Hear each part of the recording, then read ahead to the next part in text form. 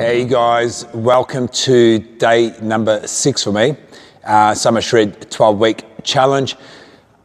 Just want to go, I've got 10 things on the board over here, things that I done this week and have set me up for the 10 weeks for the 12 weeks coming up, but set me up for this week to succeed and to get my results for week number 1.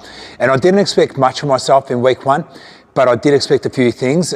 These 10 things are non-negotiables for me, and I wanted to make sure that they were done properly and set me up for the rest of the challenge. Now, this is what, if you guys are following, how I want you to set up the rest of this week and go into second week as well once we start focusing onto second week. Okay, so the first thing that I focused on was getting my calories at a 10% deficit, which meant I worked out my maintenance and I showed you guys how to work out your maintenance. There are options to work it out through TDE, on your scan, expenditure on your watch, or from your heart rate monitor, MyZone that you use in here.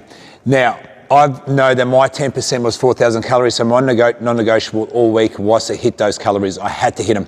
Now, I'll give myself maybe 100 calories above, 100 calories below, but I want to try and get within that range. And that consistency is what sets me up for week 2. So number 1 was 4,000 kcals for a week, sitting at 10% deficit. Number 2 is minimum 250 grams of protein per day. So my other non-negotiable was protein for the day, okay, at 250 grams. Now, carbs and fats, I wasn't too real concerned. I had them at 40% carb and 30% fat, but if I mucked up on them too, I didn't really care, but I needed to get 250 grams of protein per day in minimum. That was my focus.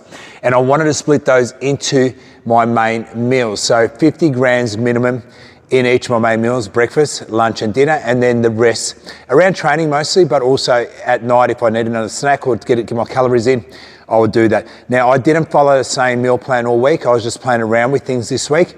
And like I said, I just focused on that number, getting 250, getting 4,000 kcals and getting 50 grams of protein per main meal. And the carbs, the only time I really concentrated on carbs was getting quick digesting carbs in before my training and trying to get some complex carbs in after training to aid in my recovery, number 1, after training. But number 1 priority was to get the quick absorbing carbs in before training. Why? To get me my glucose that I need for training so I'm not going into my glycogen stores. And that was another main focus of mine, okay? And no fats before training, 100%. I don't want to get fats in. Fats take a long time to absorb through the body, so I want to try minimize having fats before training so my body can utilize what it needs to use. If it's burning fat, it's burning fat. If it's using carb, it's using carb. Training. Now, my main focus on always my training is compound movements. Okay, I love my compound movements. They bring so much into training. You'll see me do them always in classes. You'll see me do them when I'm training myself, and particularly the new class that we put on the S&C, really concentrate on compound movements. So compound movements are the big body or multi-joint movements where squats, deadlifts, rows, overhead presses, chest presses, they're the five main ones, push-ups and pull-ups, okay? They are non-negotiables. They are the things that have to be done every day or pretty much spread it out during a week. I want to get my deadlifts in twice a week. I want to get my squats in twice a week. I want to get my chest press and my shoulder press in at least once a week. My push-ups and my pull-ups are done daily, okay, daily. They're bodyweight movements that are done daily. And everything else that's sort of incorporated in there, my isolation movements I try to incorporate, but also I love doing functional movements, okay? So functional movements are great to keep my body mobile, but also to get my heart rate up. And I need to get my heart rate up. I can't just be focusing on doing weights. I need to get my heart rate up. I want to be an all-round type athlete.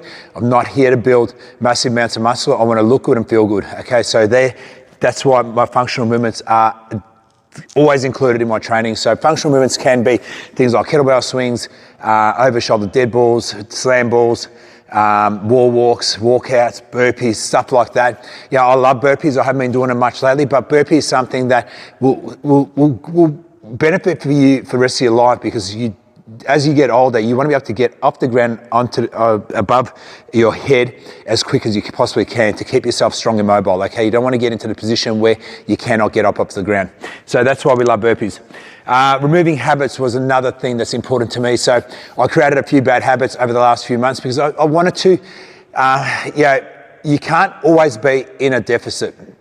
You can't always be looking at your 100% best, okay? So during the winter months, I do try to eat a lot more. I eat a lot of more worse foods as well. So I like indulging my sugars and my treats, and I'll do that, but I won't do it every day. I might have it every weekend, but they're the habits once they are created. So if I'm doing that for more than 21 days, I notice I create a habit where it becomes something I want each and every Sunday then if I'm having it. So I want to first of all disengage those habits and take them away. So it will take me probably 21 days to stop those habits, but after 7 days I already feel like I'm not after that what I was after at that stage, okay? So habits, I've always looked at them at 7 days and 21 days. So 7 days is to break a habit, 21 days to create a sort of like a lifestyle and get away from that ritual that you were doing. Now the other 3 things that are super important to me are gratitude daily.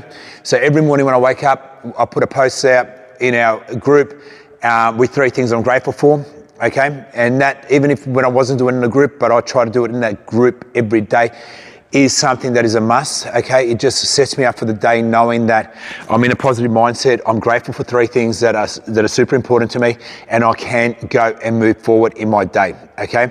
Without that, I don't want to start the day in a negative position. I want to start my day in a positive position, focusing forward and thinking about happy things in my life.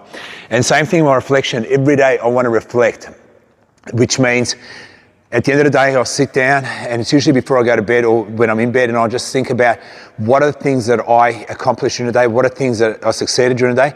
But I mostly focus on what are the things that made me happy during the day and what are the things that made me feel positive. They're the ones that I want to replicate day after day, okay?